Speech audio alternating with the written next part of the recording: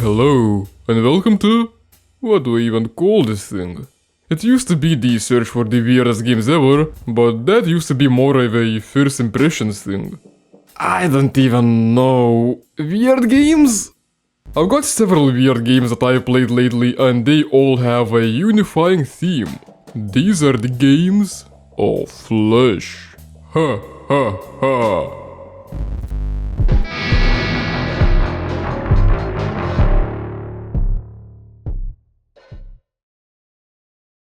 It sounds like I'm trying to dramatically describe porn games, now that I'm saying this out loud. God damn it! I'm not talking about flashes in naked bodies, I'm talking about flashes in flesh. Gore type shit. And the first game is the very appropriately titled Wrought Flesh.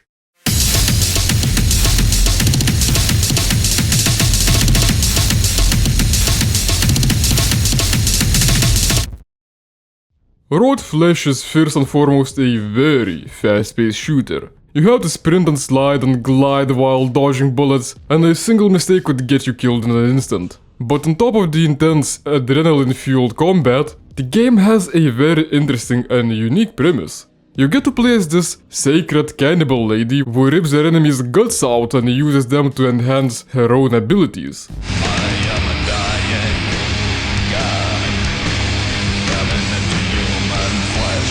You can get more lungs, so you wouldn't run out of breath and would be able to move faster. You can build up a thicker layer of fat to increase your max health. You can get a bigger heart to love more. No, to circulate blood faster to increase health regeneration. But also to love, I guess. There are multiple chances in the game to get laid. Just base Godot dev stuff. And this whole gory madness is coated in a shell of a space opera filled with occultism and pretty weird humor. It's like a bastard child of Cruelty Squad's visual fidelity and gameplay, and Xenoclash's aesthetic and world building. My first impressions upon seeing some screenshots of the game was that it looks straight up ugly, but don't let that deter you, because this game is wild to play. Besides, I can excuse some visual fidelity shortcomings since the game is made using Godot engine. Gotta love seeing that open source stuff thrive. And what I mean by that is that I love the idea of Godot engine being a very wallet-friendly engine, but I think in comparison to its competition, it still severely lacks resources and tutorials for dummies like me who can barely Frankenstein any code from bits found online. I have yet to see a successful Godot-based game with great high-fidelity graphics. Wrought Flesh is no walk in the park. I would die very quickly when I just started out. And now that I got further into the game, I still die plenty, because enemies don't joke around, and every shot hurts. The organs you collect are the core of the gameplay. They heavily affect the abilities of your character, but they also deteriorate with use. A heart can only pump so much blood before wearing out. But you know what wears out organs even faster? A bullet. Your organs can completely fail during combat if you get damaged enough, and depending on what you had in your system, you might get a lot slower, lose up to 90% of your max health, and so on. You really do not want to get shot, but it's not so easy to do when the pace of the game is so frantic. If things get a bit too fast, you get to use some injections of unceremoniously called kill fuck to slow down speed for several seconds, resulting in some pretty badass shit.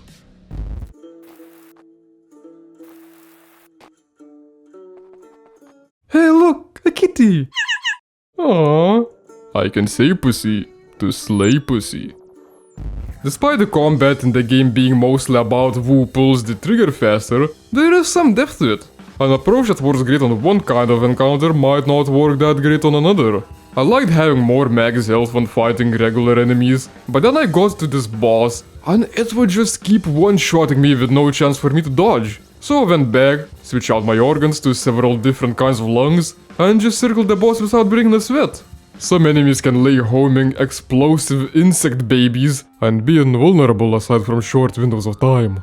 Some are too stinky to get anywhere near them, and somehow there are creatures who have even more disgusting stuff to show than just bloody entrails. Ugh. Brother, ugh. And the soundtrack absolutely have to mention the soundtrack. It carries the same theme as the visuals. Not being the most detailed, but having a very unique feel to it.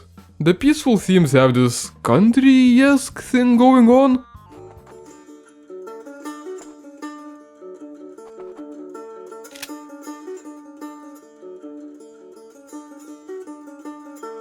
But the battle music is straight up a tribal electronic banger.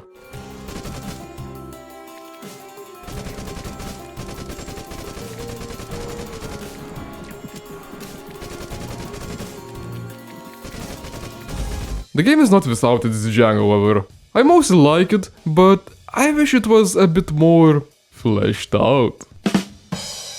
The combat wouldn't always feel super satisfying to me. Similar fast-paced shooters would usually take place in pretty close environments, making the encounters more about the reaction speed and accuracy. I love that kind of berserk gameplay, but most areas in Wrought Flesh are pretty open, and you don't want to get too close to your enemies either, because you'll get hurt way faster that way. Meanwhile, keeping distance and moving at a breakneck pace to avoid bullets, I struggled clicking on the ant-sized foes often. There don't seem to be any scopes or other ways to zoom in to aim better. I'm thankful for the well customizable difficulty settings though, not forcing me to play at some insane intended difficulty, and also the help of an aim assist slider. It's a welcome addition in this kind of game, and it being adjustable is very nice. And there actually is this one close quarters area, which transforms the game into something horror-esque. I actually like it quite a bit. And if you do enjoy the combat in Wrought Flesh for the challenge of it, there is a separate arena mode just for that. There's some more infuriating technical jank on the other hand. I had pretty bad issues with the game stuttering. The first time I tried it on my new high-end rig, it actually stuttered quite a bit. And in such a fast-paced game, those several milliseconds of stuttering would actually get me killed, rendering the game borderline unplayable. This time I reinstalled it on an SSD and enabled VSync, which seems to have helped somewhat, but the stuttering has not gone away completely. My good friend Bad Ghost had also covered this game before, and when I asked him about it, he told he had never encountered such a problem. So it's pretty much a gamble whether it will stutter for you or not. Save often. The game likes to crash. My main issue with it is that enemies respawn after restarting the game. It can be handy for some farming exploits, but having to struggle through these same encounters multiple times, even when I don't fail and die, is quite annoying. Overall, Wrought Flesh is far from flawless, but it is very original, creative, and quite entertaining. It makes me wish for something in the same vein, but bigger, better, and more detailed so I could get sprinkled more detailed guts into my eyes. Before I move on to the other games, I have a little interlude. There was one game I played and rather enjoyed, but it didn't quite cut it for this video. Not only because it didn't share the Flesh theme, but also because it simply wasn't all that weird. It's something that's been on my radar for a while, called Sable. I guess the most unusual and the most striking thing about it is the Mobius-inspired art style. The game is a visual feast, and it's a very cozy Breath of the Wild type exploration-based experience. I must say, it has its share of jank, I had plenty of glitches, the audio was stuttering pretty bad at times, unlike anything else I've experienced in games. But at the same time, the game felt quite immersive and generally hard-gripping, even if the protagonist wasn't someone I could relate to 100%. It left me a bit sad when I finished it, because I didn't want it to end. But at the same time, one thing's ending is another's beginning. Kudos to Sable for making me actually feel things for several days. It's not the most bizarre game out there, but it's well worth experiencing if you're looking for something comfy. Now, back to disgusting stuff. Obsessed with the taste of flesh. The next game is an absurdist philosophical piece about fish in what seems to be a meat grinder with some great yet disgusting retro aesthetics and impeccable sound design. If any of that sounded at least a little interesting and you haven't played it yet, I urge you to try how fish is made. It's completely free on Steam and it's likely shorter than this video.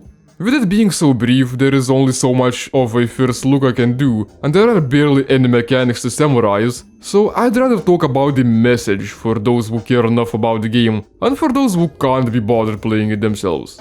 In How Fish is Made, you play as a fish. Let's call it Mr. Mackerel. And you just get dropped into this grimy, rusty, industrial place without any context. There are some other fish there, and they're willing to talk, but all of them have the same question in mind. Up or down? Oh, that reminds me of some classic Lithuanian literature actually. Everyone here is in the same meat grinder, so the question might as well mean life or death. Everyone seems to have a different philosophy about it, but no one truly knows the answer because they still did not make their way to the exits. Some of the fish are completely sure that the path they chose is the right one, while others seem to be utterly at a loss making the choice. Yet, both ask the player if they're going up or down, as to affirm their beliefs. There is this fish who tries preaching on what is the right choice because he's all-knowing and his ways are beyond Mr. Mackerel's understanding, yet he's stuck in a six-pack holder, which he conveniently calls his throne. However clever it might sound, that fish is visibly full of garbage. Later on, there is a dead fish stuck in a goddamn used condom. Yet the observer of such an unorthodox coffin is trying to interpret such a thing as some divine sign. He just asks the player which way do they think the condom fish is telling to go, and just eats up the garbage answer as a gospel. The next character, who is obviously full of it, is a bit different, and might very well be the highlight of the game. It's a parasite who ate a living fish's tongue and is living in its place. It eats its food, it talks for it, and it calls a relationship a friendship. Kumau wins friendship. It performs an entire musical number about encouraging to eat raw meat so you'd get some parasite friends, and that you just have to live with it. With all that crap that happens to you.